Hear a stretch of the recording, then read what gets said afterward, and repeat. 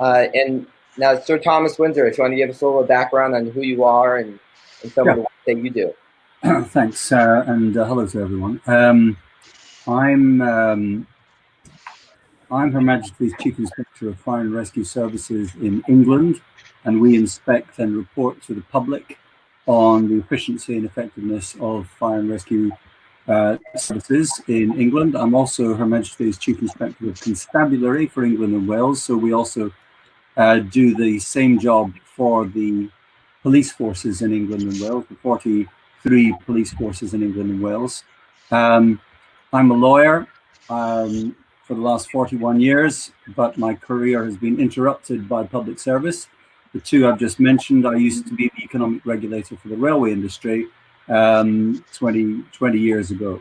And we are concerned with the efficiency and effectiveness of these essential public services. We're an independent authority. We were given the jurisdiction in relation to fire and rescue in 2017. We were given the jurisdiction in relation to the police service in 1856.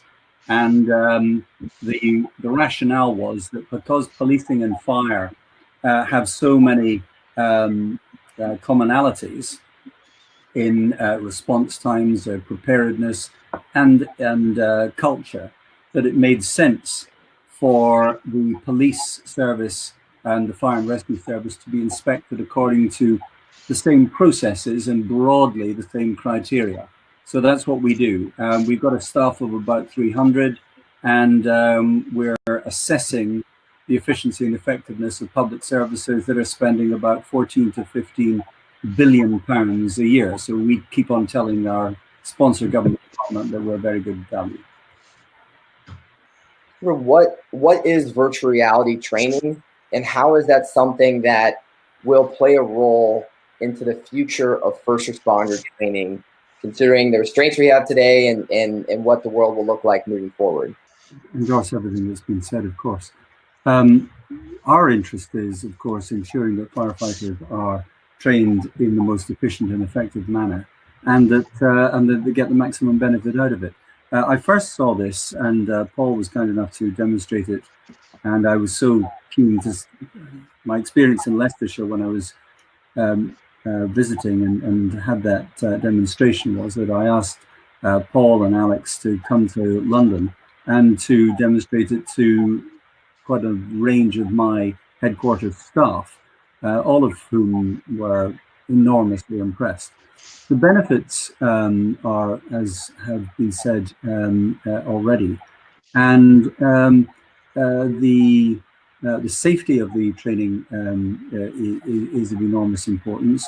The practicality in terms of space, in terms of the number of people you can get to, and of course in terms of the very low cost of this kind of training. I don't want to put Alex out of business, but this is really cheap compared to pretty much any other kind of training I've ever come across, where you're dealing with a practical situation. Putting on that headset and looking around was something that I had never experienced in this kind of context. And I'm not a gamer, so I wouldn't know. But the efficiency and effectiveness of this kind of training cannot be overstated. And it is also of course, adaptable to any kind of first responder training. So the first time I saw it was a road safety example. But never, the road safety one was, it was a bunch of teenagers going along in a car, and you felt you were there. You were in the car. You just look around and you can look wherever you like. And then a farm vehicle comes from outside from a side road. The kids are larking about. They're going too fast. They're not paying proper attention. There's a collision, and then there's a sort of a few seconds of blackness, and then the reality of the situation is there.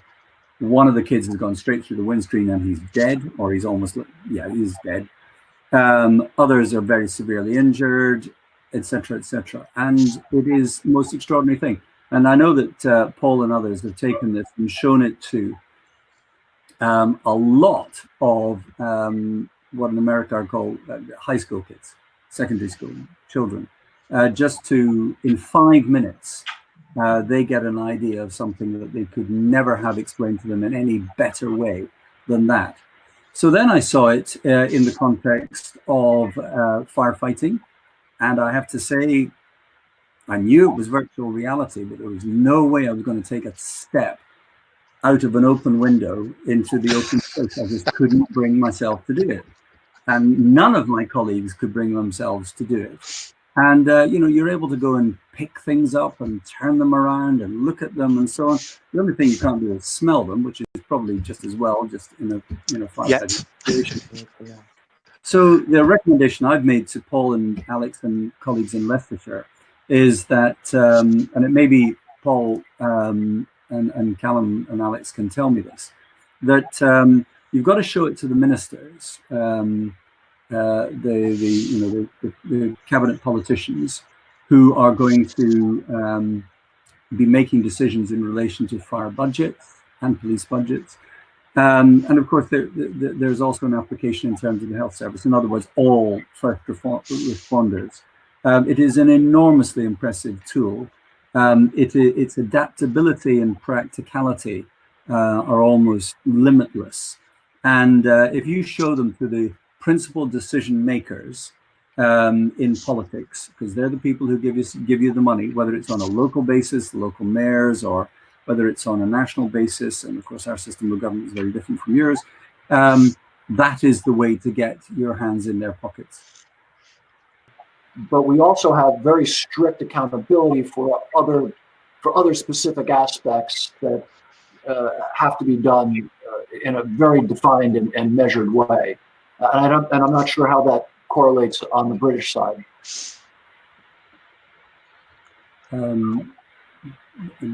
Broadly, there's the certification, which is of enormous importance, but you don't need to be doing all of it certified in terms of just having the actual experience and getting the immersion that you have in the experience, because that's the thing that's it seems to me of greater value. Of course, there are authorizations that have to be passed, but everything I've seen would certainly pass every authorization of which I'm never aware.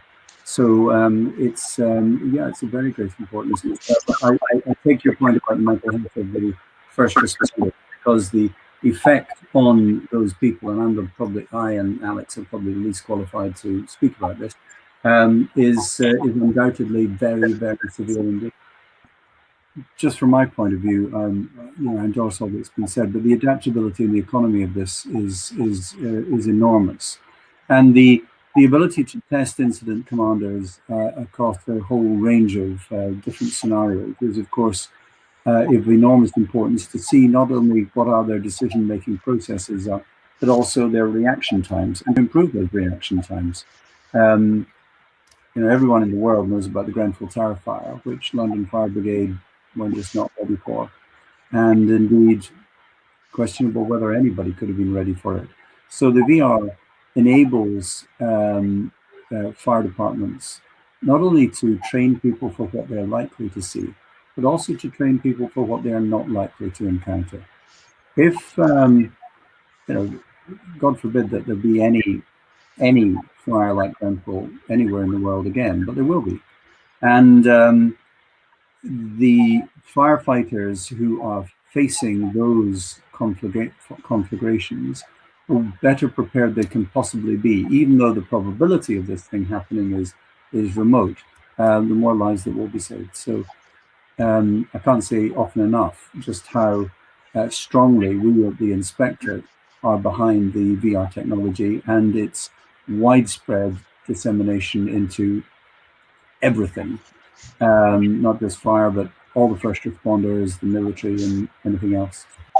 I'll be very brief because we are short of time. So I endorse everything that's been said. I think the critical question for every fire department is, and this is the question we will be asking, I mentioned this earlier, why aren't you doing this? And the second thing is, you've got to show the politicians. Because once the politicians get that headset on and they have a look around, in 10 minutes time, you'll have won their hearts and their minds.